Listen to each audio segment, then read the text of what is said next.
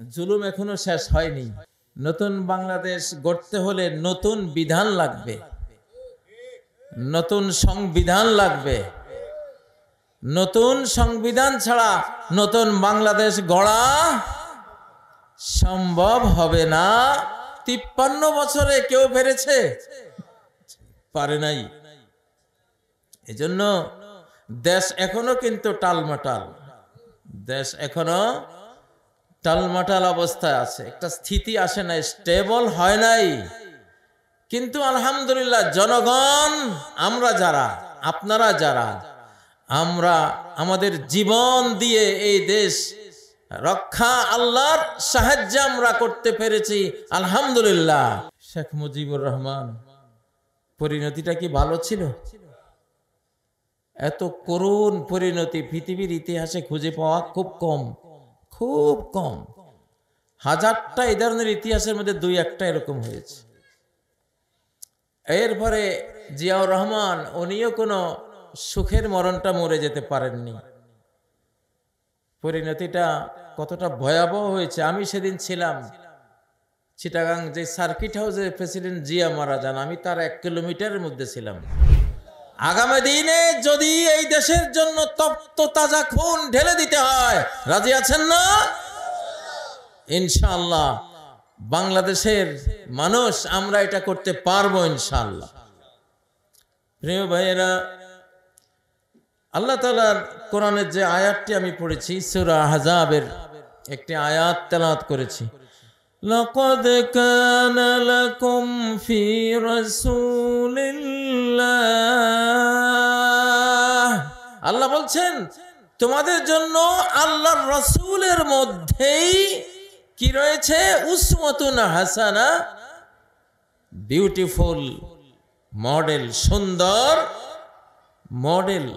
সর্বক্ষেত্রে তিনি মডেল। আল্লাহ রাসূল সকল ক্ষেত্রে কি মডেল। কোন ক্ষেত্রে আর কাউকে মডেল বানাতে আমাদের হবে না। রাষ্ট্রনায়ক হিসেবে মডেলকে আল্লাহ রাসূল সাল্লাল্লাহু আলাইহি ওয়াসাল্লাম, তিনি যখন প্রেসিডেন্ট ছিলেন, রাষ্ট্রপতি ছিলেন, রাষ্ট্রপতি ছিলেন, তখনও পেটে পাথর বেঁধে যুদ্ধ করেছেন, জাতির জন্য কাজ করেছেন। তিনি যেদিন মৃত্যুবরণ করেন, তার ঘরে কিছু নাই, তার ঘরে একটা দেরহাম দিনারও পাওয়া যায়নি, একটা টাকাও না,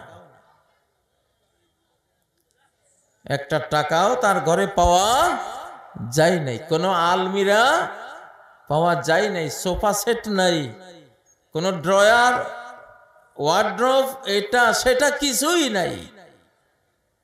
শুধু তার কোরআনের সাথে লোহার সম্পর্ক, কোরআনের সাথে লোহার সম্পর্ক। সূরা হাদীদ আছে কোরআনে, লোহার সূরা। কিসের সূরা? লোহার সূরা আছে। দুনিয়াতে ইবলিস আছে না নাই? ইবলিসের বাহিনী আছে না নাই? এখন ফিলিস্তিনে, সিরিয়া কিভাবে মুসলমানদেরকে মারা হচ্ছে কি না? সিরিয়ার জালিম কিছুদিন আগে পালিয়েছে, বাংলাদেশের মতো বাংলাদেশি স্টাইলে পালিয়েছে আলহামদুলিল্লাহ। তো শাম বা সিরিয়া, ফিলিস্তিন এই অঞ্চল মুক্ত হলে শুরু হবে কিয়ামতের বড় বড় আলামতগুলির সিরিজ আগমন। উমরান বাইতুল মাকদিস খরাব ইয়াসরিব, এই যে সিরিয়া, এইটা যখন আবাদ হবে, এখানে যখন ইসলাম আসবে, মুসলমানরা ক্ষমতা পাবে, তখন মদিনা ছেড়ে মানুষেরা সমানে এই ফিলিস্তিন, সিরিয়া, বাইতুল মুকাদ্দাস এখানে এসে বসবাস করবে, মদিনা ত্যাগ করে চলে আসবে। যখন মদিনা ত্যাগ করে চলে আসবে, খুরুজুল মালহামা, তখন মহাযুদ্ধ বেরিয়ে আসবে, মহাযুদ্ধ সামনে। সেই মহাযুদ্ধের পরিস্থিতি কিন্তু আমরা দেখতে পাচ্ছি হাতছানি দিচ্ছে। বাংলাদেশে এই পর্যন্ত যত প্রেসিডেন্ট এসেছে, যত প্রধানমন্ত্রী এসেছে, একজনেরও পরিণতি ভালো হয় নাই। এই পর্যন্ত একজনেরও পরিণতি কি ভালো হয়েছে? হয় নাই। শেখ মুজিবুর রহমান পরিণতিটা কি ভালো ছিল? এত করুণ পরিণতি পৃথিবীর ইতিহাসে খুঁজে পাওয়া খুব কম, খুব কম। হাজারটা এই ধরনের ইতিহাসের মধ্যে দুই একটা এরকম হয়েছে। এরপরে জিয়াউর রহমান উনিও কোনো সুখের মরণটা মরে যেতে পারেননি। পরিণতিটা কতটা ভয়াবহ হয়েছে। আমি সেদিন ছিলাম চিটাগাং, যে সার্কিট হাউসে প্রেসিডেন্ট জিয়া মারা যান, আমি তার 1 কিলোমিটারের মধ্যে ছিলাম। তখন আমি হাঁটাচারি পড়তাম। আমার এক বোন থাকতো কদমতলী রেল স্টেশন এর কাছেই। তো সেই পরিণতি তো দেখলাম। এরপরে এরশাদ আসলো। এরশাদও গুলি খেয়ে মরে নাই, কিন্তু ধুকে ধুকে জেলের ভেতরে এক খুবই অমানবিক জীবন যাপন করতে করতে দুনিয়া থেকে বিদায় হয়েছে। শান্তি হয় নাই, হয়েছে। এরপরে খালেদা জিয়া, তা তো দেখলেনই, জেল, জরিমানা, এতিমের মাল খাওয়ার একটা মিথ্যা অপবাদে কতটা লাঞ্ছিত, অপমানিত, নির্যাতিত হয়েছে, ঠিক না?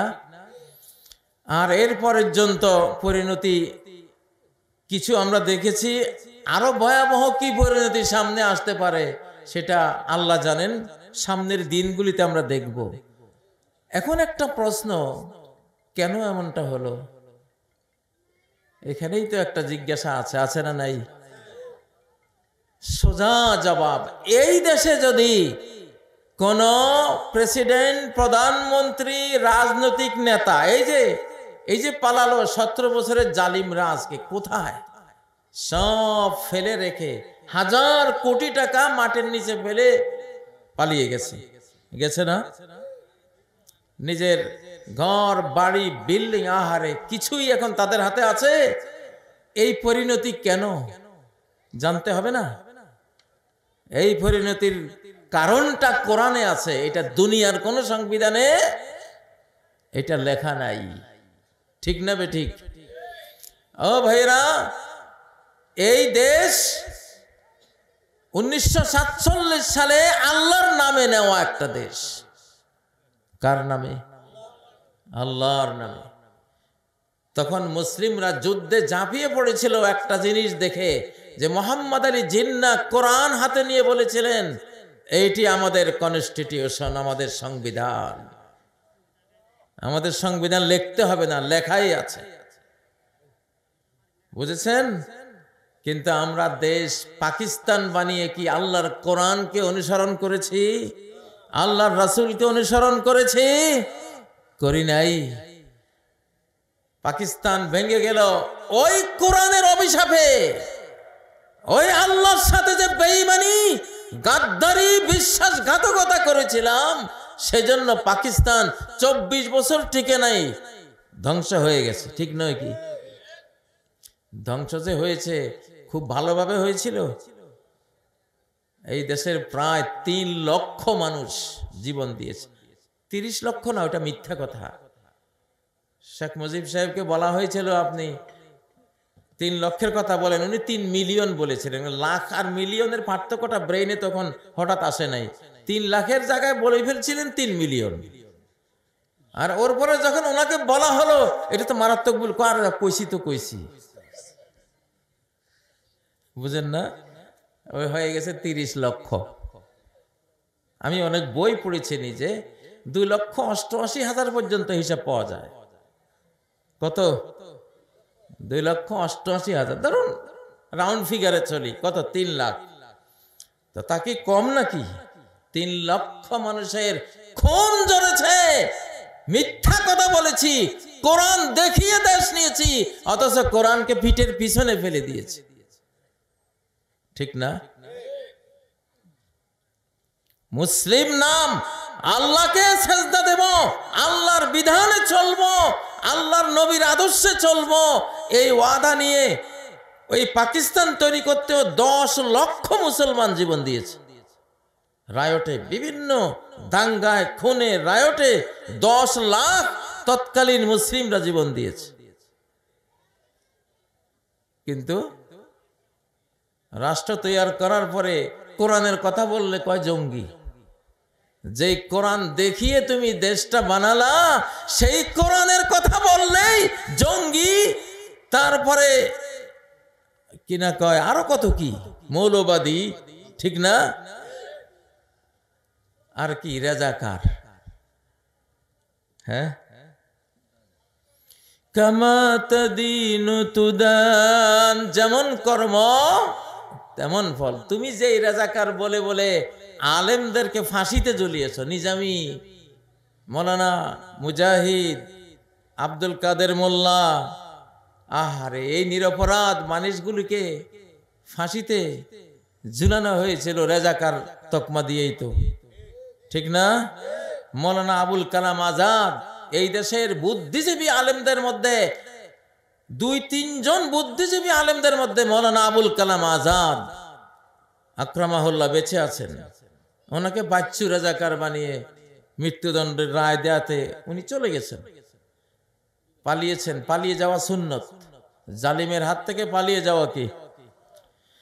ফাফাররতু মিনকুম লাম্মা খিফতুকুম ফাওয়াহাবা লি রাব্বি হুকমা।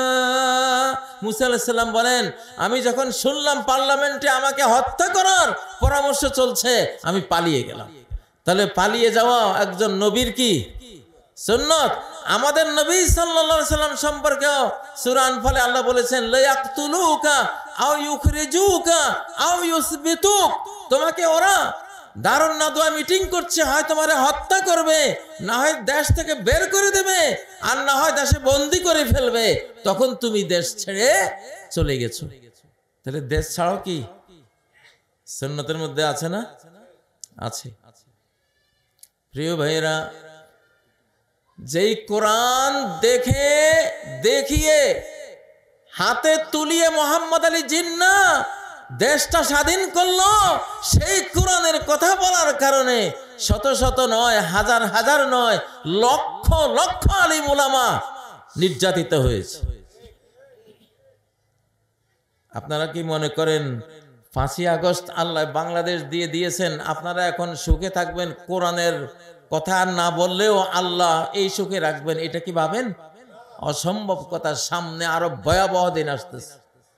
এক্ষণে যদি এইবার ভোটে সমস্ত ভোট কোরআনের বক্সে ভরতে হবে, বললাম সকল ভোট কোথায়? কোরআনের বক্সে। আমি বলতেছি বিএনপি, জামাত, হেফাজত, তোমরা 3 দল ঐক্যবদ্ধ হও, নাহলে একটা ভোটও যাতে না দেয় তোমাদেরকে কেউ, আমরা ক্যাম্পেইন করব, ঐক্যবদ্ধ নির্বাচন করব। কোরআন আস্তে আস্তে ধীরে ধীরে 23 বছর লাগুক, 20 বছর লাগুক, সমস্যা নাই, একটু একটু করে তোমরা কোরআনের দিকে। কোরআন তো নাজিলে হয়েছে কয় বছরে? 23 বছর, তাই না? একসাথেই গোটা কোরআন তো তোমরা ফলো করে ফেলতে পারবা না, আস্তে আস্তে আস্তে এগিয়ে যেতে হবে নাকি? বিসমিল্লাহ তো পড়তে হবে, গাছটা তো লাগিয়ে দিতে হবে। গাছ না লাগালে চিরকালেই তো এটা মরুভূমি থাকলো নাকি?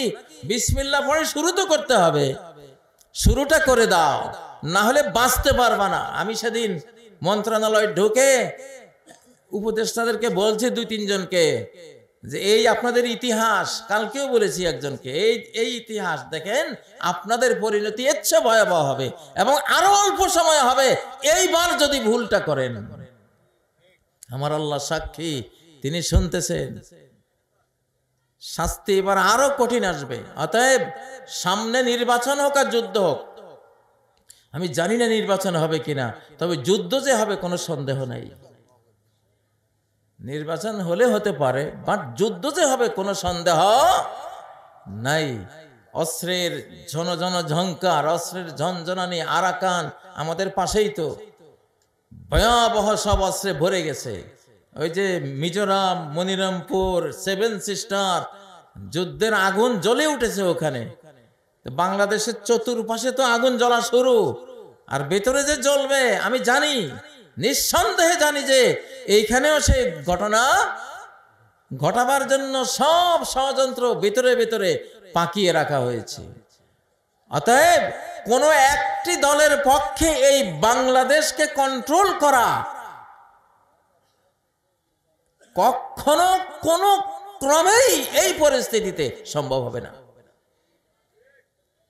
5ই আগস্ট আল্লাহ যে বিজয় দিয়েছেন, কিভাবে বিজয় দিয়েছেন? সর্বস্তরের সকল দল দলীয় পরিচয় বাদ দিয়ে বাংলাদেশি নাগরিক সেজে ঝাঁপিয়ে পড়েছিল। আল্লাহ তাদেরকে সাহায্য দিয়েছে, ঠিক না? আপনারা মনে করবেন না যে বিপদ থেকে মুক্তি পেয়ে গেছেন, না, বিপদ এখন আরো আসবে। ثم جعلناكم خلائف في الأرض من بعدهم لننظر كيف تعملون। আমি তোমাদেরকে এই বাংলাদেশে, বাংলার জমিনে, পৃথিবীতে তোমাদেরকে আমি জালিমদের ধ্বংসের পরে ক্ষমতা দিয়েছি। আমি দেখছি, দেখতে চাই, আমি মনিটরিং করছি তোমাদের আমল কি, তোমরা তোমাদের কর্ম কি, তোমরা কিভাবে দেশ চালাও, নিজেরা চলো, আমি সেটা দেখার জন্য তোমাদেরকে ক্ষমতা দিয়েছি। জুলুম এখনো শেষ হয়নি।